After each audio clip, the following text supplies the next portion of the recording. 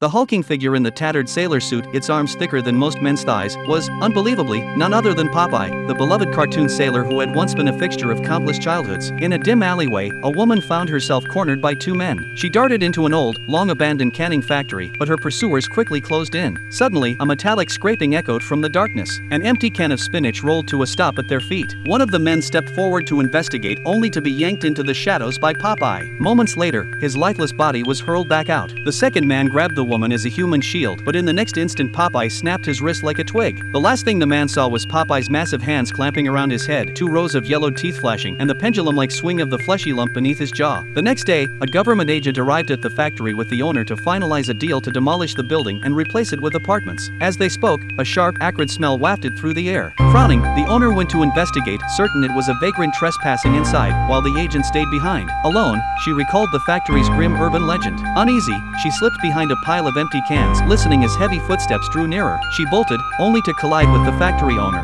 who assured her the footsteps belonged to his bodyguard. Relieved but still unsettled, she decided to leave. The owner, however, ordered his bodyguard to sweep the premises. When the bodyguard opened a restroom door, he found two corpses inside. Fighting the urge to vomit, he stumbled back, straight into a towering man with a pipe clenched between his teeth. The stranger's sailor suit was ragged, his forearms bulging with veins. The bodyguard assumed a fighting stance but was dispatched in seconds. That afternoon, a group of college students, intrigued by the legend, came to film an on-site documentary. Laughing and joking, they wandered into the factory, unaware they were stepping into a death trap. Later, the government agent returned, searching for a file she'd left behind. She found it beneath a heap of discarded cans, but as she turned to leave, a heavy, ragged breathing sounded behind her. Popeye's twisted face emerged from the shadows. She fled into a storeroom, but he grabbed her by the hair, tearing off her entire scalp. Driven by sheer survival instinct, she crawled forward, only to be lifted and stuffed into a rusted oven. Her desperate pounding echoed in vain. With the agent dead, Popeye turned his attention to the college students. Ellie, monitoring security footage, was the first to spot him.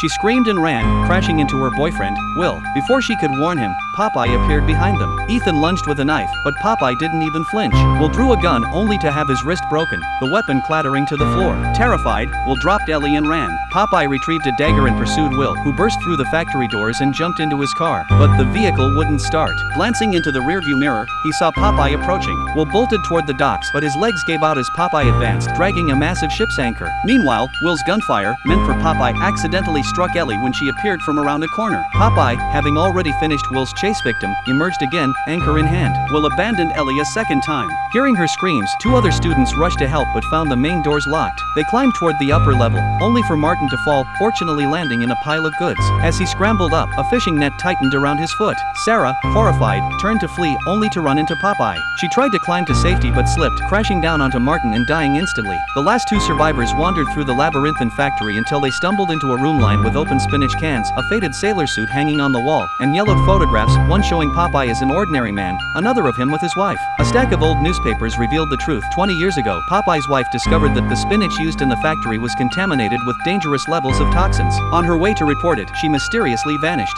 Since then, Popeye had remained in the factory, awaiting her return. To survive, he began consuming the tainted spinach. Over time, it warped his body, transforming him into the monster he had become. The smell of smoke grew stronger. Popeye was nearby. They hid in a corner, watching him gaze at a photo of his wife and daughter. Daniel tried to capture the moment on camera as Popeye downed an entire can of spinach in one gulp, his energy seemingly restored. He set his cap back on and left. The two spotted the eerie green glow of spilled spinach juice and realized it was the source of everything. They vowed to expose it once they escaped, but as they reached the back door, Popeye was waiting. He grabbed Daniel. Jimmy shouted for him to let go, and, surprisingly, he obeyed. Jimmy quickly tended to Daniel's wounds, offering no explanation for why Popeye listened to her. When they encountered Popeye again while escaping, he recognized Jimmy as his daughter. He reached for her, but Will, who had returned, shot him in the chest. Even wounded, Popeye remained on his feet, slamming Will against the wall. Jimmy and Daniel finally stumbled out into the sunlight, free at last. From the factory's window, Popeye's lonely silhouette watched them go. Jimmy silently vowed to help him return to the man he once was.